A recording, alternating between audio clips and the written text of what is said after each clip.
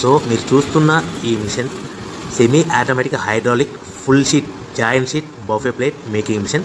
Only single lever ఉంటుంది. Single ఆపరేటర్తో 2 రకాల ఫుల్ షీట్ జాయింట్ షీట్ పెట్టి 2 రకాల ప్లేట్లు తయారు చేసుకోవచ్చు. ఈ మిషన్లో 12 ఇంచుల బఫే ప్లేట్ కానీ 14 ఇంచుల బఫే ప్లేట్ ఎక్స్ట్రా డైలు కొనుక్కొని మార్చుకొని 2 రకాల ప్లేట్లు తయారు చేసుకోవచ్చని మీకు అందరికీ తెలియజేస్తున్నాను. ఈ మిషన్కి వచ్చే 2 HP మోటార్ను ఇంటి కరెంటు కాకుండా దీనికి సపరేట్గా కమర్షియల్ కేటగిరీ మీటర్ ఫిట్ చేసుకోవాల్సిందిగా మీకు అందరికీ తెలియజేస్తున్నాను. ఈ ఫుల్ షీట్ను మిషన్లో ఈ విధంగా పెట్టి లివర్ని గేర్ని ముందుకు ప్రెస్ చేస్తే డై కిందికి వస్తుంది. సో 1 2 3 4 సెకండ్లు ఆగిన తర్వాత లివర్ని ఎన్నిక డై పైకి వెళ్తుంది.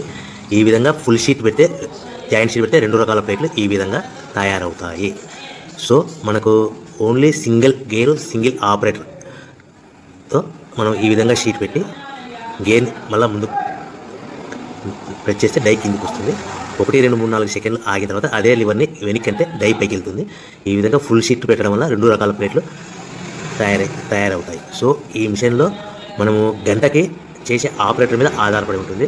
గంటకి 500 ప్లేట్ల నుంచి 1000 ప్లేట్ల వరకు తయారు చేసుకోవచ్చు. ఈ మిషన్లో ఫుల్ షీట్ జాయింట్ షీట్ పెడితే 2 రకాల బఫే ప్లేట్లు తయారు చేసుకోవచ్చు. మనం ఎలాంటి 12 ఇంచుల బఫే ప్లేట్లు కానీ లేదు అంటే 14 ఇంచుల బఫే ప్లేట్లు ఎక్స్ట్రా డై కొనుక్కొని మనం 2 రకాల ప్లేట్లు తయారు చేసుకోవచ్చు. 12 ఇంచుల బఫే ప్లేట్లు లేదు అంటే 14 ఇంచుల బఫే ప్లేట్లు ఎక్స్ట్రా డై కొనుక్కొని మనం ప్లేట్లు తయారు చేసుకోవచ్చు. కానీ ఈ మిషన్లో ఎలాంటి టిఫిన్ ప్లేట్లని స్నాక్స్ ప్లేట్స్ అని డోన కప్పులని టీ కప్పులని తయారు చేసుకోలేము. కేవలము బఫే ప్లేట్లు తయారు చేసుకోవచ్చని మీకు అందరికీ సలహా ఇస్తున్నాను. మనం మిషన్ కొనుక్కున్న తర్వాత దీనికి వచ్చే 2 HP మోటార్ని ఇంటి కరెంటు మీటర్ కాకుండా దీనికి సపరేట్గా single phase commercial category metre fit చేసుకోవడం వల్ల భవిష్యత్తులో ఎలక్ట్రిసిటీ డిపార్ట్మెంట్ నుంచి మనకి ఎలాంటి ప్రాబ్లమ్స్ ఉండవని మీకు అందరికీ తెలియజేస్తాను. ఈ మిషన్ కేవలము పెద్దవాళ్ళు మాత్రమే ఆపరేటింగ్ చేయవలసిందిగా మీకు అందరికీ తెలియజేస్తున్నాను.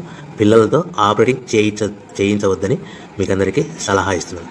సో మనము ఈ మిషన్లో మనకు రా మెటీరియల్ ఫుల్ షీట్ అంటే జాయింట్ షీట్ 2 రకాల ఉండే జాయింట్ షీట్లు మనకి రా మెటీరియల్ కాస్ట్ ఎంత పడుతుందంటే ఉదాహరణకి మీకు అర్థం అవ్వడానికి ఫుల్ షీట్ జాయింట్ షీట్ అంటే 2 బఫే ప్లేట్లు ఉంటాయి. 2 రకాల బఫే ప్లేట్లు మనకు full sheet joint sheet cost వచ్చేసి ఎగ్జాంపుల్ ఉదాహరణకి 3 రూపీస్ పడుతుంది అనుకోండి.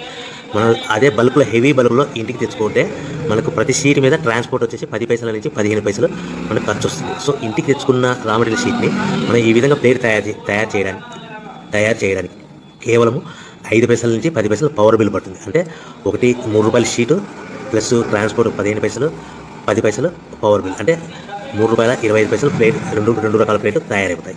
సో మనం దాని మీద మార్జిన్ ఒక్కొక్క ప్లేట్ మీద 10 పైసల నుంచి 25 పైసలు మార్జిన్ పెట్టుకొని అమ్ముకోవాల్సిందిగా మీకు అందరికీ తెలియజేస్తున్నాను. సో ప్రతి ప్లేట్ మీద ఖర్చులను పోను 10 పైసల నుంచి 25 పైసలు ఒక్కొక్క ప్లేట్ మీద మనకు 10 పైసల నుంచి 25 పైసలు లాభాలు ఉంటాయని మీకు అందరికీ తెలియజేస్తున్నాను.